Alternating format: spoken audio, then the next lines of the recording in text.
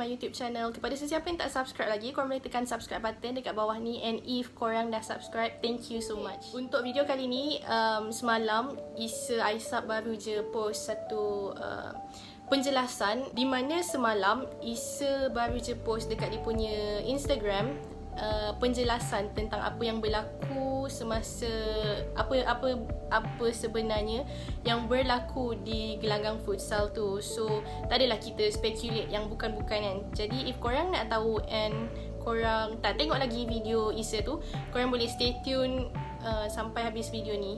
Jadi aku nak bagi tahu sebenarnya apa yang berlaku waktu full case tu, apa yang berlaku lah. Sebab terlalu banyak cerita yang tiba-tiba timbul, so aku perlu terangkan apa yang sebenarnya berlaku kat sana. Okay, cerita ni macam ni. Isa sebenarnya dia tak main pun futsal. Tapi Isa dekat Mid Valley masa tu, dan tiba-tiba Hafiz call. Dia cakap ada artis ataupun influencer pukul dia dekat Fero Futsal Subang. Lepas tu dia tak tahu pun dalam masa yang sama Hafiz pun dia ada call juga abang-abang dekat Sungai Buloh yang dia kena pukul, since diorang pun membesar dekat Sungai Buloh. So dia panggil geng-geng dia dari Sungai Buloh tu untuk datang sekali. So bila Isa sampai je dekat court futsal tu, dia tengok abang-abang dari Sungai Buloh tu semua dah sampai. Jadi Isa sampai je Isa dekat futsal tu, dia pun biasalah macam bila dengar kawan kena bantai, kawan kena pukul apa semua, kita jadi emosi tau. Jadi bila emosi tu sampai-sampai je dekat Subang, Isa terus buat balik apa yang diorang buat. Macam Isa pukul balik diorang sebab ingat macam Hafiz kena pukul ramai-ramai kan. Datang dalam keadaan marah sebab apa?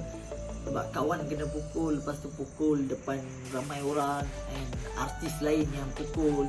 Bila dengar benda tu semua, time tu dalam keadaan tu memang tengah marah, sampai-sampai je saya pun buat apa yang diorang buat. Diorang pukul, saya pukul balik. Sebab yelah, bila emosi menguasai diri kita memang kadang-kadang tak boleh berfikir sangat. Misal bukan nak cakap nak backup Isa ke apa yang salah tetap salah. Cuma ya sebab dia nak backup kawan dia kena pukul apa semua, so dia tak fikir, dia bawakan sangat, dia ikutkan sangat emosi. So dia terus pergi pukul geng-geng dekat sana. Tapi satu yang Isa cakap dekat dalam dia punya video tu, dia tak sure yang Hafiz ni kena pukul ramai-ramai ke apa. Sebab bila tanya Hafiz kata dia dipukul oleh seorang. Sebab dia ada banyak, macam tak adalah cakap banyak version, tapi dia macam ada dua versi. Yang pertama, Hafiz ni dipukul oleh seorang, yang lain just pegang je, sebab macam dia pegang and tak bagi Hafiz ni gerak lah. Yang lain just pukul-pukul. Lepas tu second pula, Hafiz ni ditumbuk oleh seorang je, kira macam Hafiz dengan seorang lagi. Tapi yang tu, abang kepada yang pemukul tu dah pukul dia balik. Jadi yang mana satu yang betul, Isa sendiri pun tak tahu kesahihan versi yang mana satu and macam mana Hafiz tu kena pukul. Tapi yang benda tu sahih ke tak sahih, yang Hafiz dipukul ramai-ramai itu sampai sekarang saya belum tahu lagi. Jadi bila sampai dekat rumah, tiba-tiba Isa dapat call dari seorang artis iaitu Eddie Ashraf. Eddie Ashraf ni kalau korang tak tahu, dia Presiden Charlotte FC. So Charlotte FC ni adalah satu pasukan futsal lah, yang dalam tu ada Syafiq Kyle, Ezrin Loy and ramai lagi lah artis yang dekat dalam pasukan tu. Jadi tiba-tiba Eddie tanya apa sebenarnya yang berlaku, kenapa boleh jadi macam tu apa semua kan. Lepas tu tiba-tiba Eddie kata yang siapa yang diorang pukul tu bukannya orang yang pukul Hafiz. So diorang pun macam terkejut lah, sebab orang yang diorang pukul tu adalah salah orang rupanya. Dia boleh bagi tahu yang bro pukul tu bukan orang yang tumbuk Hafiz, korang salah pukul. Time tu yang baru saya one step back and mula fikir balik, habis tu siapa yang pukul Hafiz? Jadi bila tanya balik dekat Hafiz kata 2-3 orang yang pukul dia. Lepas tu dia confirmkan balik dekat Eddie. And Eddie pun kata yang pukul Hafiz tu adalah budak umur 18 tahun je. Yang lain tu tak involve dalam pergaduhan tu. Cuma yang lain tu nak stopkan dorang daripada bergaduh. Lepas tu Isa buat report, and then side sebelah sana pun buat report. Lepas dah buat report tu, okay, kita sambung balik di tempat yang berbeza. Okay, jadi lepas dah diorang buat report apa semua tu, suddenly diorang dapat Isa dapat call daripada Rahimi. So kalau korang tak tahu, Rahimi ni adalah mangsa yang paling teruk yang kenalah. Macam kalau korang nampak gambar-gambar viral apa semua, gambar Rahimi ni lah yang diorang viralkan sebab nampak sangat macam dia cedera teruk. So bila Rahimi call ni, dia pun bagi tahu dekat Isa yang dia peminat Isa dan juga dorang punya clan. Semua clan dia follow, macam setiap video clan dorang Rahimi ni follow, tengok apa semua. So Isa pun dah lah orang tu kita punya peminat, support kita, tapi kita pula pergi pukul salah orang. So Isa dia cakap dia rasa bersalah, and dia terus minta maaf dekat Rahimi ni and offer apa yang dia boleh bantu, dan dia tanyalah macam apa benda yang dia boleh buat untuk tebus balik kesalahan, walaupun apa benda yang dia tolong tu memang tak setanding dengan apa yang Rahimi tu kena, lagi-lagi dengan silap orang apa semua kan. Dia cakap, bro, aku tengok channel kau, aku setiap satu clan kau punya channel aku tengok. So untuk aku tahu kalau benda ni esok kalau dah jadi kes polis semua, mungkin akan cemarkan kau punya air muka. So walaupun dia dah kena pukul time tu, dia cakap macam tu dengan aku. So time tu aku jadi sebab rasa bersalah lah. Dia cakap macam tu dah rasa bersalah. Jadi Rahimi ni dikatakan memang sangat-sangat baik, walaupun dia dah kena teruk macam tu, tapi dia still lagi fikir. Dia cakap dia tak nak burukkan nama Aisab, dia tak nak macam nama Aisab ni buruk lah. Lagi-lagi Isa yang orang dah kenal, dah semua macam pandang baik dekat diorang. So Rahimi ni tak nak nama baik Aisab ni jadi buruk. So dia tarik balik report. Lepas tu dia kata kalau kos untuk klinik, untuk jahit apa semua tu kos dalam 2,000 lebih. So kalau Isa ni boleh bayar ganti rugi dekat Rahimi sebanyak 10,000, itu memang dah cukup sangat untuk Rahimi. So lepas diorang bincang-bincang, benda jadi 8,000. So dia direct transfer 5,000 pada malam tu, and balance tu akan dibayar, balance 3,000 lah, akan dibayar next month. Kalau tak silap 8 hari bulan kot. Sebab duit yang digunakan tu adalah duit Hafiz, and malam tu memang ada 5,000 je. So itu amount yang dia bayar dekat Rahimi tu lah. Cuma tadi aku ada pergi klinik tu untuk buat semua benda tu dalam RM2,000.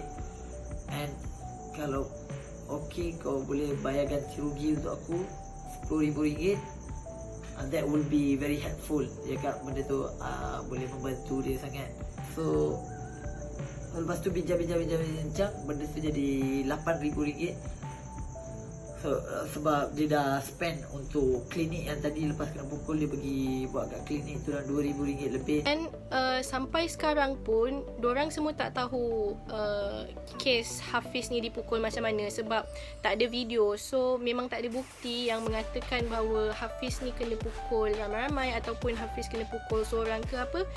Dorang pun tak boleh nak confirmkan benda tu sebab memang tak ada video. So tak ada bukti yang mengatakan Hafiz dipukul ramai-ramai ke macam mana. So dorang serahkan benda tu ke pihak berkuasa iaitu PDRM. Sebab PDRM ni dia ada kuasa untuk check CCTV. Okay, then bila dah macam diorang dah bincang-bincang apa semua, and kedua-dua pihak, macam pihak Hafiz dan juga pihak Rahimi, diorang dua-dua dah tarik balik report sebab tak nak Aisab ni nama dia buruk. So, problem settle malam tu. Tiba-tiba ada satu, the next day, tiba-tiba ada satu individu yang tak dikenali. Isa macam tak kenali, macam either kawan kepada Rahimi ke saudara ke apa, diorang memang tak kenal siapa. Dia tweet dekat Twitter menggunakan akaun yang bernama Bakhtiar Ikhwan. So orang ni yang start viralkan gambar Rahimi yang berlumuran dengan darah tu, yang macam korang tengok dekat social media apa semua, dia yang start viralkan gambar tu. Tak tahu musibat mana yang ambil gambar yang Rahimi dengan surat report dia and viralkan dekat Twitter. So akaun yang viralkan ni, kenapa dia update macam tu, semua saya tak tahu. Sampai sekarang saya tak tahu. So tweet dia mengatakan yang ni, saya baca, selama ni fikir baiklah sangat buat konten tolong orang, sedekah sana sini, haha, dasar hipokrit.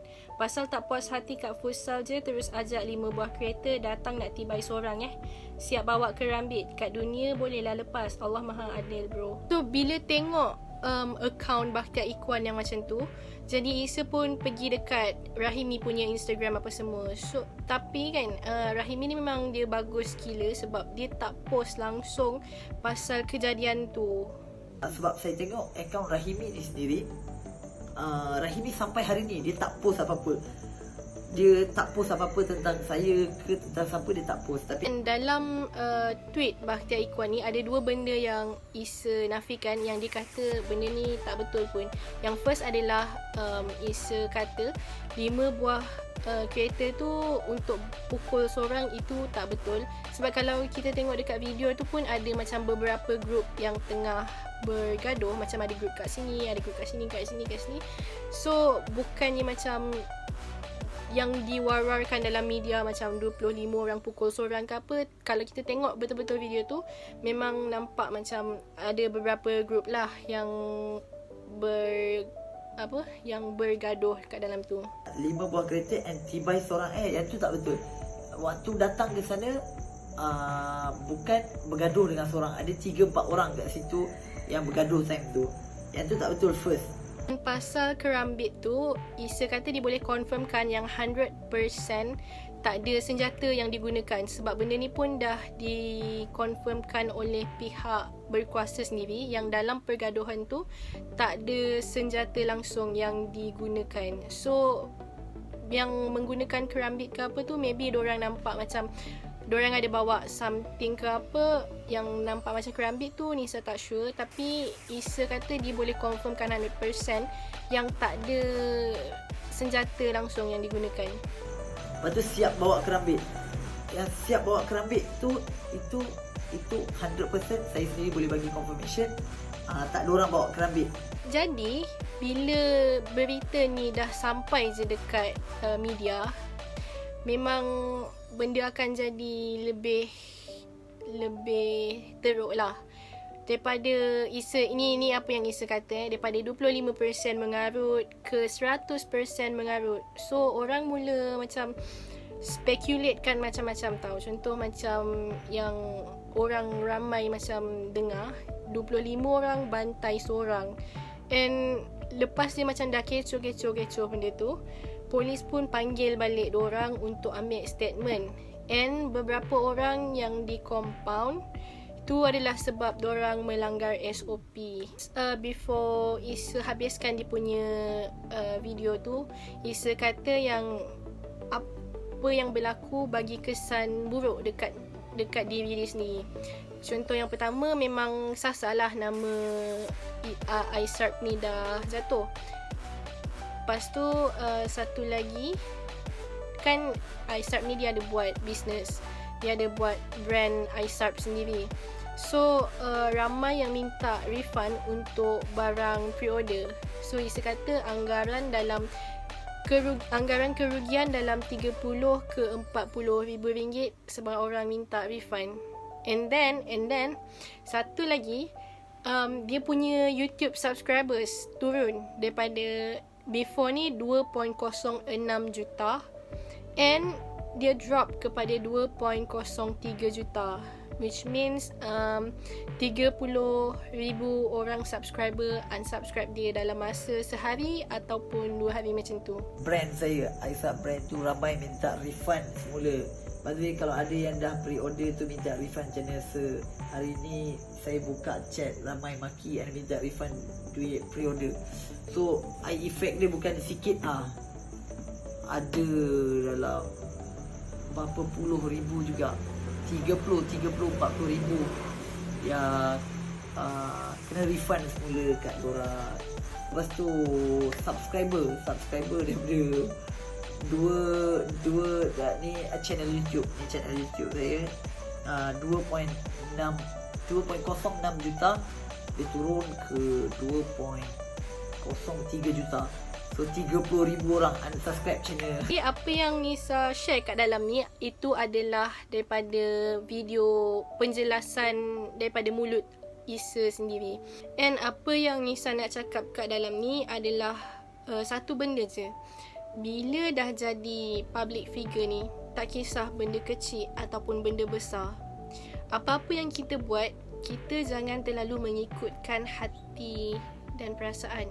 Jangan terbawa-bawa dengan emosi, sebab benda ni akan bagi kesan yang sangat buruk dekat kita. And semoga apa benda yang jadi ni diambil buat kita semua, bukan setakat untuk Aisar clan sahaja, tapi untuk kita semua. Tak kisahlah public figure ataupun sesiapa sahaja. Tapi kalau kita nak buat keputusan tu, tolong fikir banyak kali. Jangan terus ikut sangat emosi, sebab memang kita marah, kita geram, kita tak boleh nak fikir tau. Tapi Nisa ada baca satu ayat ni, macam dalam Islam ni, kalau tak silap dalam Islam, orang yang kuat bukanlah orang yang mampu bawa besi, bukannya mampu bergaduh macam dia menang dalam pergaduhan ke apa, tapi orang yang paling kuat adalah orang yang mampu menahan diri daripada marah, orang yang mampu sabar walau apa pun yang dugaan yang dia terima. Tu orang yang paling kuat. Itu sahaja Nisa punya video kali ni. So thank you so much for watching. Kalau korang suka, korang boleh tekan like button, share video ni and comment down below apa pendapat korang tentang isu ni. So kalau korang nak lagi next video, korang boleh tekan subscribe button and jangan lupa untuk klik sekali notification bell so that korang tak terlepas untuk next update. So see you guys on the next video. Okay, bye.